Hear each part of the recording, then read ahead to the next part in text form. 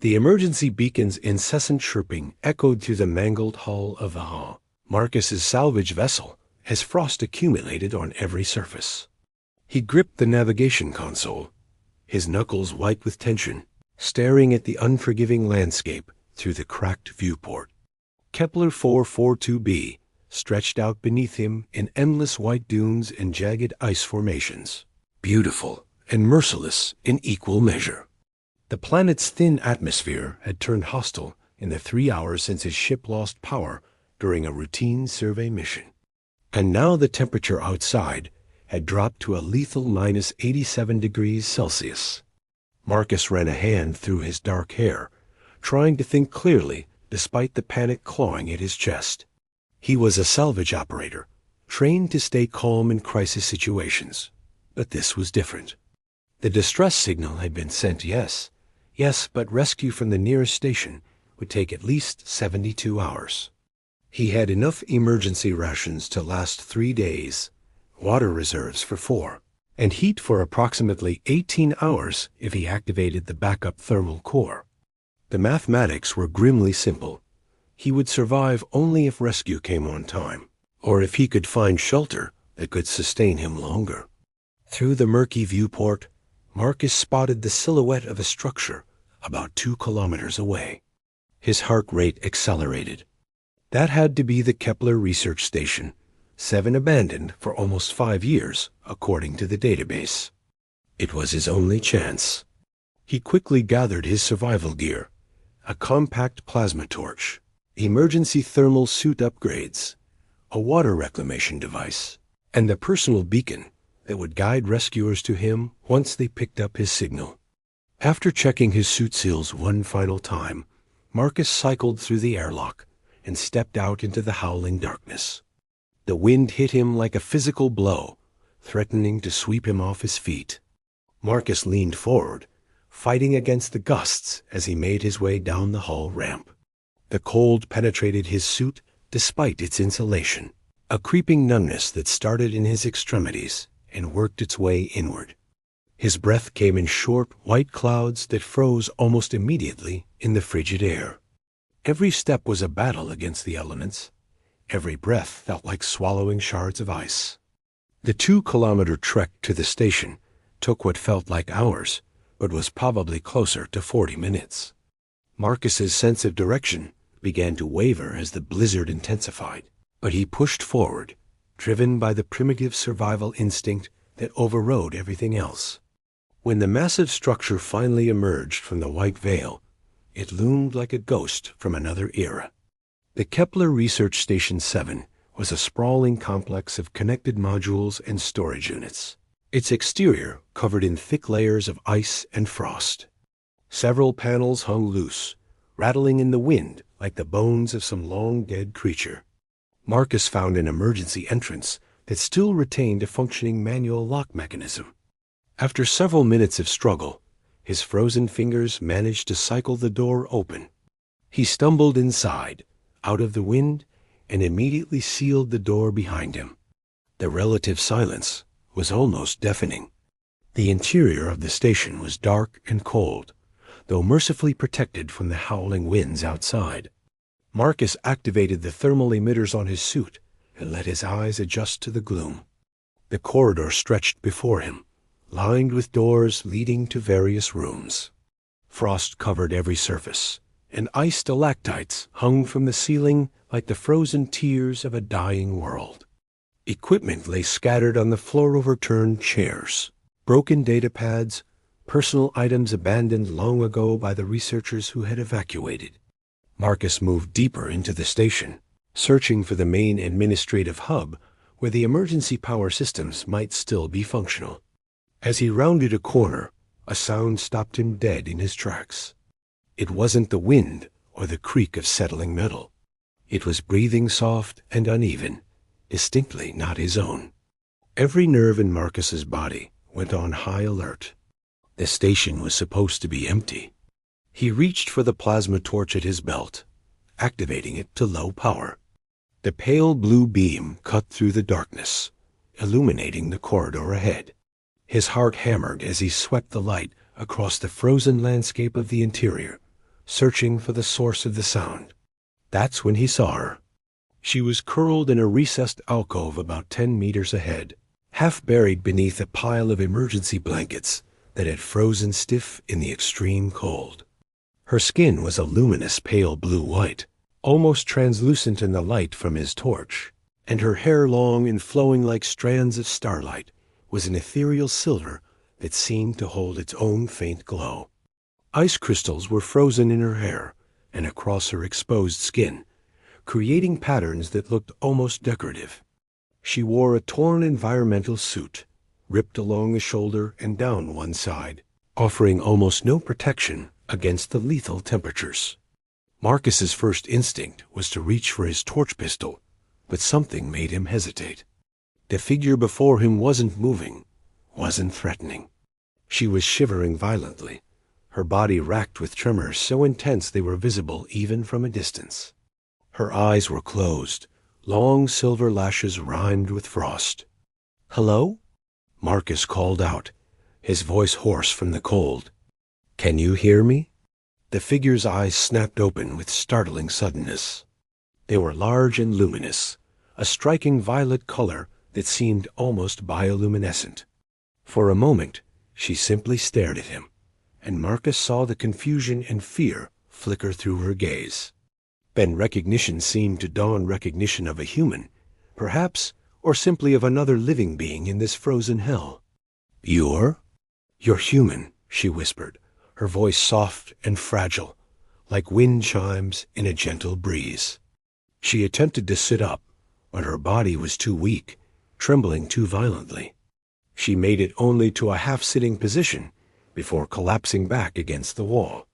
Marcus approached cautiously, keeping his torch pointed down to avoid blinding her. Up close, he could see that she was definitely not human. Her features were elegant and angular, with high cheekbones and delicate bones that gave her an almost ethereal appearance. The bioluminescent patterns running down her arms and across her shoulders pulsed faintly with a soft blue-violet light. "I'm Marcus," he said, kneeling a few meters away, still maintaining a safe distance. "What's your name? What are you doing here?" The alien woman's lips curved into a weak smile.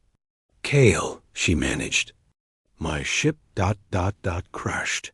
I was trying to reach this station. I thought..." She paused, her eyes closing briefly.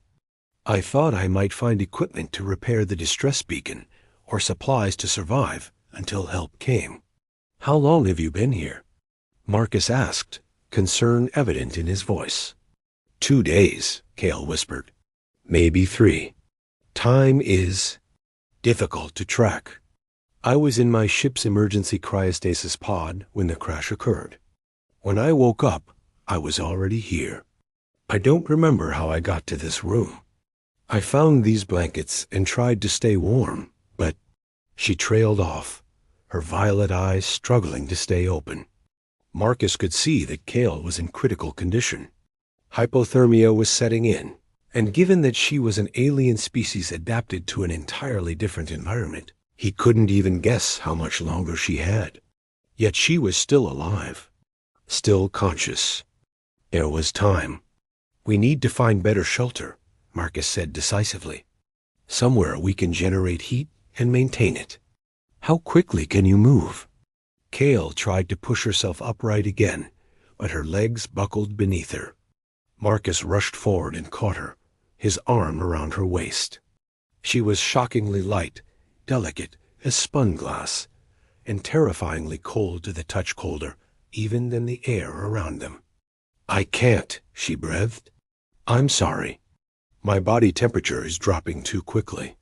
I don't have the metabolic resources to recover from this alone." Marcus's mind raced through the possibilities. He had several hours of reserve heat in his suit, and if he could reach the station's maintenance section, there might be functional heating units or thermal generators. But carrying Cale while navigating the frozen corridors in darkness would be difficult and dangerous. Unless... "Come on," Marcus said, making his decision. He guided Cale to a nearby wall and gently lowered them both down to sit. We need to share warmth. I'm well insulated, and if we press close together, my body heat can help stabilize your core temperature. Kale's violet eyes widened with surprise, then hesitation. Cultural barriers, Marcus realized. She was from a completely different world, with different customs and comforts. But survival didn't care about culture or propriety. Trust me, Marcus added softly. Please. After a moment, Kale nodded. She leaned against him, and Marcus wrapped his arm around her, pulling her close. Under the layers of emergency blankets and his thermal suit, he could feel her shaking deep, violent tremors that ran through her entire body. He adjusted his suit's heating settings to maximum and held her closer, trying to transfer every bit of warmth he could. It will be okay, he whispered, though he wasn't entirely sure who he was trying to convince her or himself. We'll survive this together. Hours passed in the frozen darkness, and as the night deepened around them, Marcus and Kale remained intertwined. Two stranded beings clinging to life and warmth in a world determined to strip both away. The emergency lighting in the main administrative hub flickered to life as Marcus input the backup override code he'd found on a frozen data terminal. The pale amber glow revealed a vast circular room, dominated by ancient computer workstations and observation windows that looked out onto the desolate landscape beyond. Kale stood beside him, wrapped in one of the station's thermal emergency cloaks that Marcus had managed to salvage from a storage locker. She was stronger now, after several hours of resting against his warmth in the alcove, but she still moved with the careful deliberation of someone recovering from severe hypothermia. This place is incredible, Kale whispered, moving toward the observation window. Her violet eyes reflected the pale ice light of the frozen world outside, creating an almost hypnotic effect. What kind of research were they conducting here? Marcus was already at the main terminal, scrolling through the frozen files. Most had corrupted over the years, but some data remained intact. Environmental surveys, mostly. They were studying the planet's geological composition and atmospheric patterns. There are also notes about archaeological sites. He paused, looking over at her with sudden interest. Why? What were you researching when your ship crashed? Kale was quiet for a long moment, her gaze fixed on the distant ice formations beyond the window. The bioluminescent patterns on her skin pulsed softly blue-violet waves that seemed to intensify with emotion. Marcus was beginning to recognize this as a telltale sign of her internal state. The more anxious or stressed she was, the brighter and more erratic the patterns became. I was conducting my own survey, she finally admitted, turning to face him. Archaeological, not environmental. I'm a paleontologist from the Thalassian Collective. We've been studying the remnants of ancient civilizations across this sector for nearly 200 years. Kepler 442b is one of 7 worlds that shows evidence of pre-extinction settlements. Marcus sat down slowly in one of the old office chairs, the implications starting to dawn on him. You crashed on purpose? Or at least, you were here because of these sites? My research vessel encountered a solar flare that damaged our navigation systems, Kale explained, moving to sit across from him. The rest of my team managed to reach the secondary station in the northern hemisphere, but I was in the archaeological wing when the surge occurred. The blast destabilized that entire section. I barely made it to an escape pod. She paused, her fingers fidgeting with the edge of the thermal cloak. I thought I could reach this station, salvage some equipment, repair my beacon, and get to the northern facility before my reserves depleted. But the crash was harder than I anticipated. I must have lost consciousness. Lucky I found you then, Marcus said quietly. Another few hours, and you wouldn't have made it. I know. Kale's violet eyes met his, and there was something vulnerable in her gaze, something that made Marcus's chest tighten. I owe you my life, Marcus. I don't know how I'll ever repay that. Marcus stood up and walked to the window beside her, maintaining a respectful distance, but close enough that she could feel the warmth radiating from his suit. You don't owe me anything. We both crashed on this frozen hellscape. We both would have died alone. This is just ... mutual survival, is it? Kale tilted her head, studying him with an intensity that made him uncomfortable. I've studied human behavior extensively during my time in this sector. Humans don't typically risk their lives for strangers, especially not for beings from other species. Yet you gave me your outer thermal layer. You shared your heat with me through the night without hesitation. You're still sharing your body warmth even now, when we have access to the station's heating systems. Marcus felt heat rise to his cheeks, and not from his thermal suit. Well, I couldn't just let you freeze to death. That would have been barbaric. Barbaric, Kale repeated, as if tasting the word. A small smile played at the corners of her mouth. That's an interesting word choice. Most species would call it compassion. Before Marcus could respond, an alert chimed from the terminal behind them. He turned back to it quickly, grateful for the distraction. The screen displayed a weather forecast, one of the few automated systems that had continued running during the station's abandonment. This is bad, Marcus muttered, leaning closer to read the data. The blizzard we rode out was just the edge of a larger storm system. Another one is moving in from the north, and it's significantly more severe.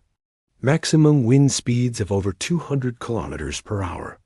Temperature drops to nearly -100. Kale joined him at the terminal, her shoulder brushing against his as she leaned in to read the display. The contact sent a small shiver through Marcus that had nothing to do with the cold. How long do we have? She asked. Maybe 6 hours before it hits the station, Marcus replied, trying to focus on the data rather than her proximity. After that, we're locked down. Movement outside becomes impossible. The rescue team, Kale began, won't be able to reach us in those conditions. Marcus finished grimly. We'll need to wait it out here. That means we need to secure a space where we can maintain heat and have enough supplies to last until the storm passes. Over the next several hours, Marcus and Kale worked together to prepare the station for the coming storm. They sealed up the damaged sections, concentrated all the emergency power reserves into one sealed storage room, the same one where Marcus had first seen Kale and moved supplies inward, water rations, freeze-dried food, and every thermal device they could find. It was difficult work, made harder by the cold that permeated every corner of the station, but Kale proved to be efficient and capable, despite her weakened state. Watching her move through the corridors with purpose, her bioluminescent patterns pulsing with determination, Marcus found himself admiring her resilience. As they worked, Kale began to open up about her life before the crash. She told him about her world, Thalassa, a planet of vast oceans and floating island settlements. She spoke of her research into extinct civilizations and the mysteries of why so many advanced species seemed to disappear simultaneously across multiple worlds. She described her family, her mother, who was a marine biologist, her sibling, who worked in interstellar diplomacy, and her father, who had died when she was young, never knowing that she would follow in his footsteps as an explorer. Marcus, in turn, shared his own story.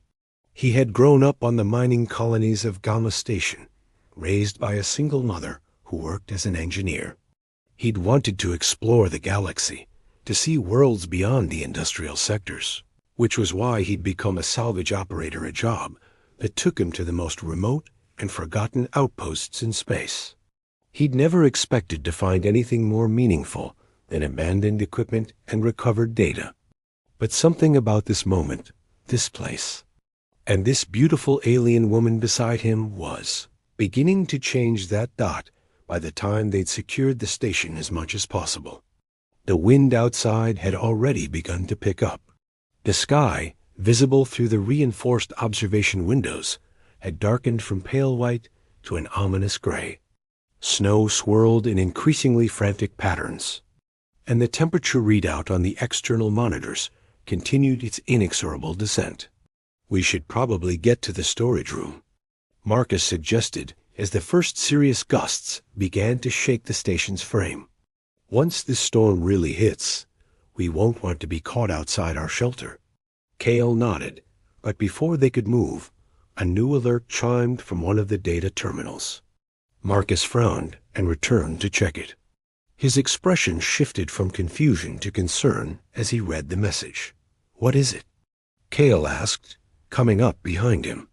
"A log entry," Marcus said slowly, "from the lead researcher here, dated about a month before the station was abandoned. It's encrypted, but partially corrupted. I can only read fragments, but it mentions ...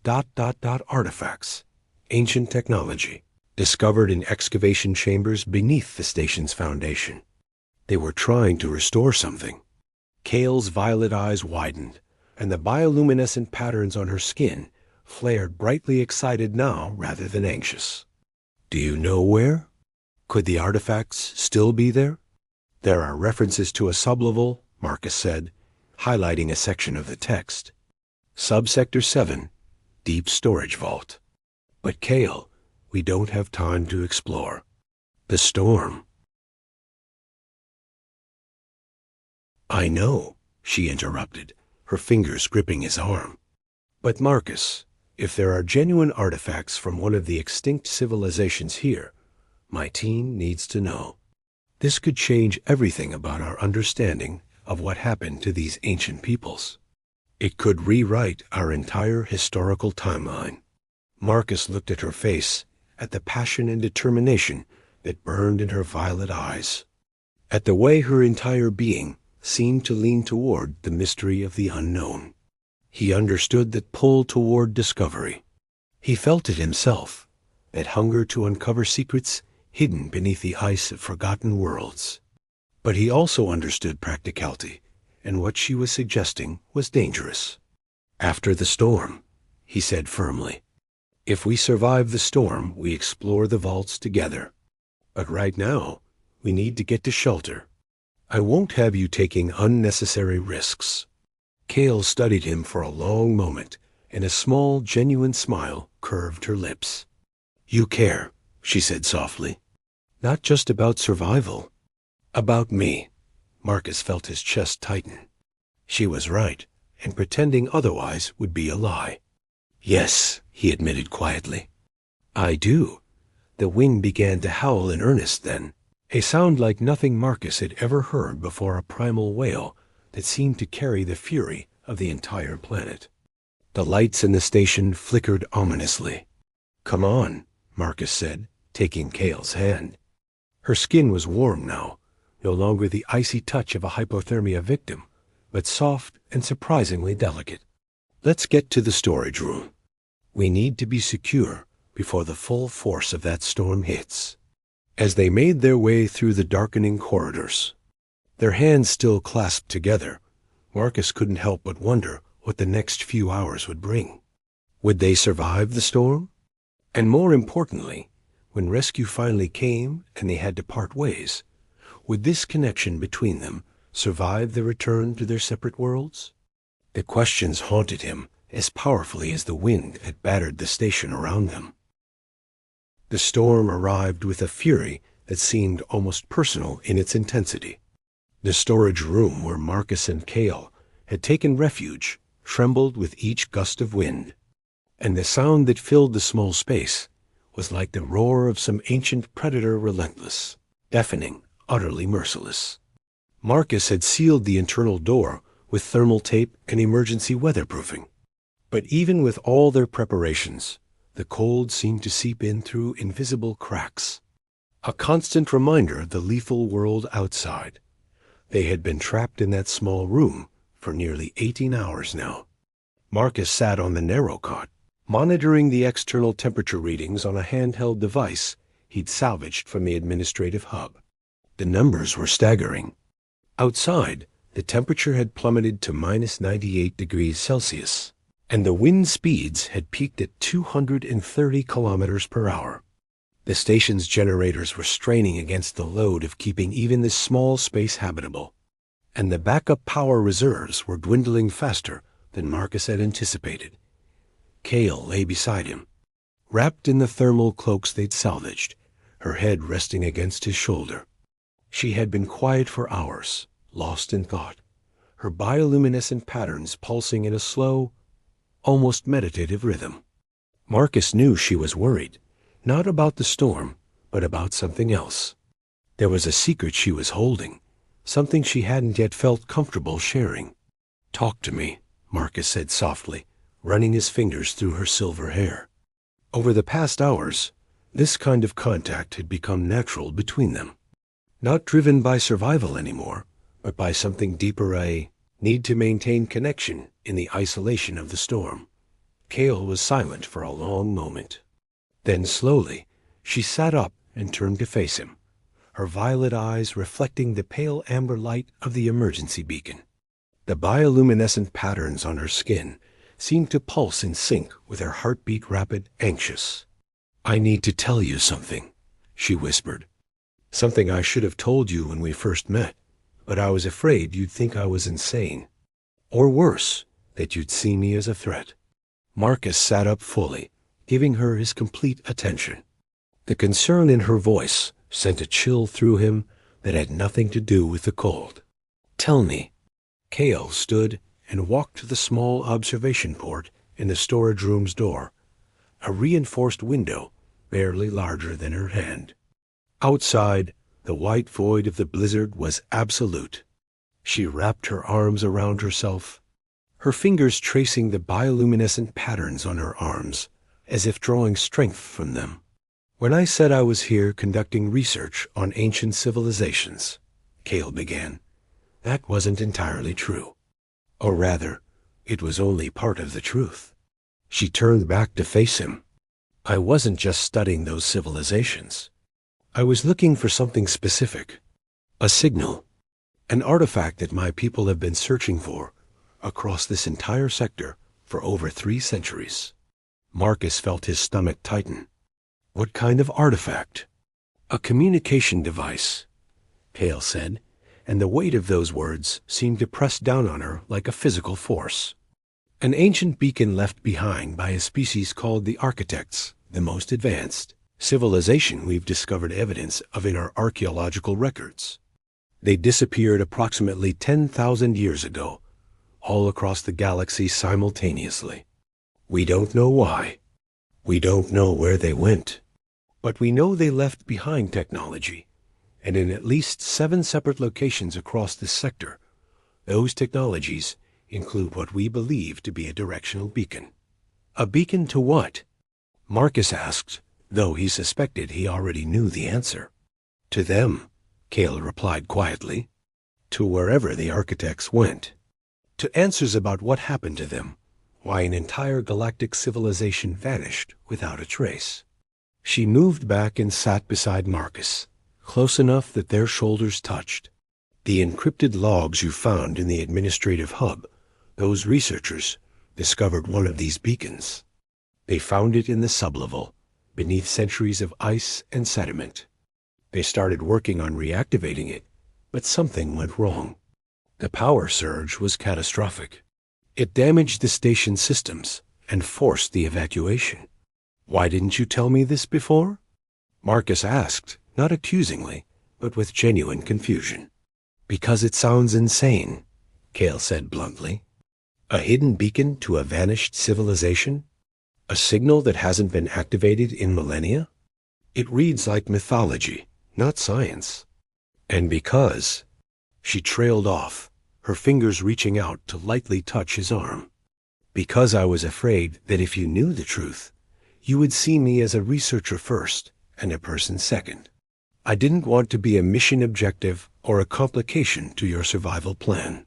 Marcus understood the vulnerability in her admission, the fear of being defined solely by her purpose rather than seen as an individual.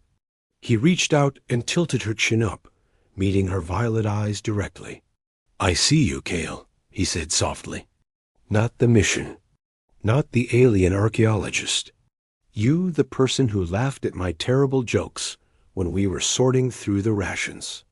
The person who held my hand through the darkest hours of the first night. You're not a complication. You're everything that matters right now." Cale's breath caught, and the bioluminescent patterns on her skin flared bright, cascade of electric blue and violet that was almost blinding in the dim light of the storage room. Before Marcus could process what was happening, she leaned forward and pressed her lips against his dot. It was a soft kiss, tentative and questioning, but it sent a shock of electricity through Marcus's entire body that had nothing to do with survival and everything to do with desire. He responded instinctively, deepening the kiss, pulling her closer until she was practically in his lap.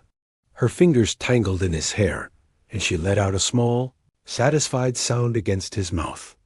When they finally broke apart, both breathing hard, Cale rested her forehead against his. "I should have done that hours ago," she whispered. "Probably," Marcus agreed, his voice rough. "Why didn't you?"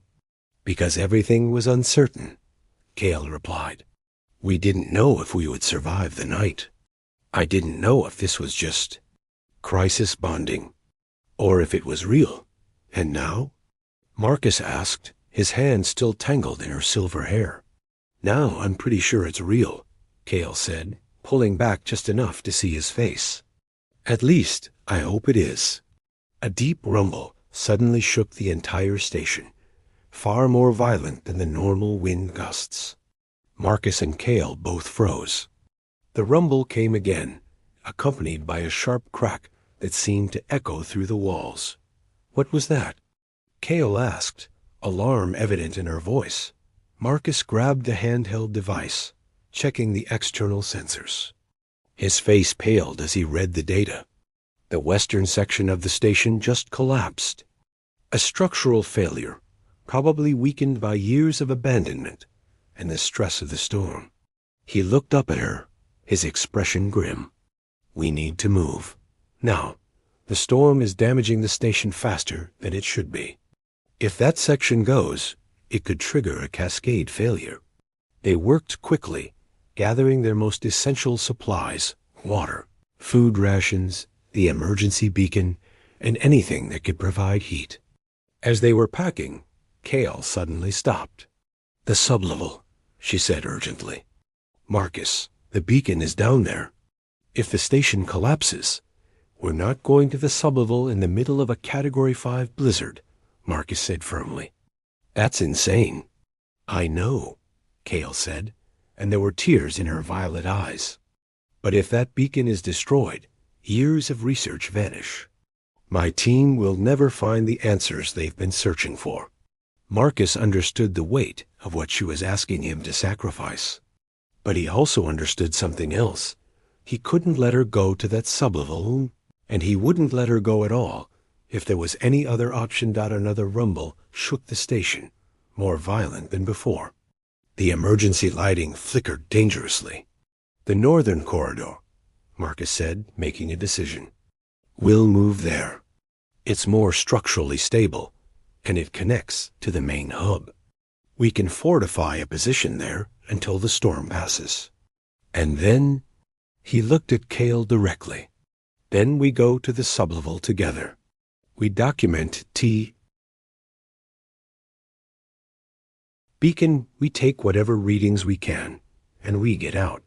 Cale nodded, and Marcus could see the gratitude in her expression.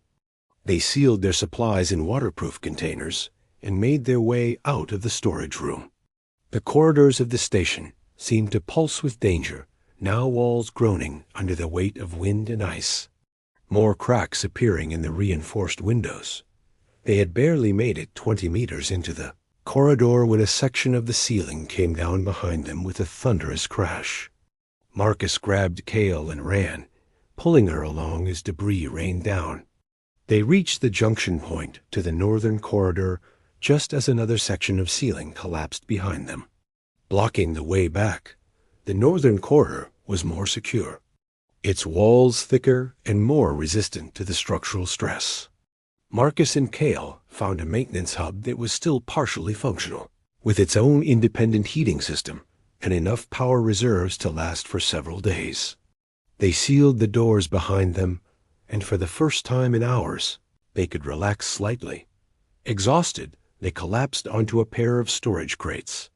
Cale leaned against Marcus, and he wrapped his arm around her, pressing a kiss to the top of her head.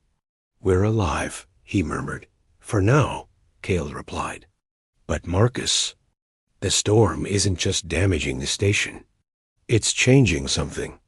The atmospheric pressure readings are dropping faster than they should be. The wind patterns are shifting in ways that don't match any predicted model." Marcus pulled back to look at her. "What are you saying?"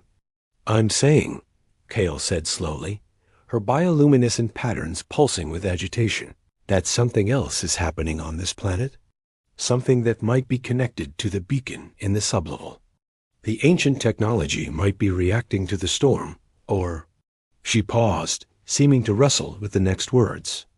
"Or it might be trying to activate."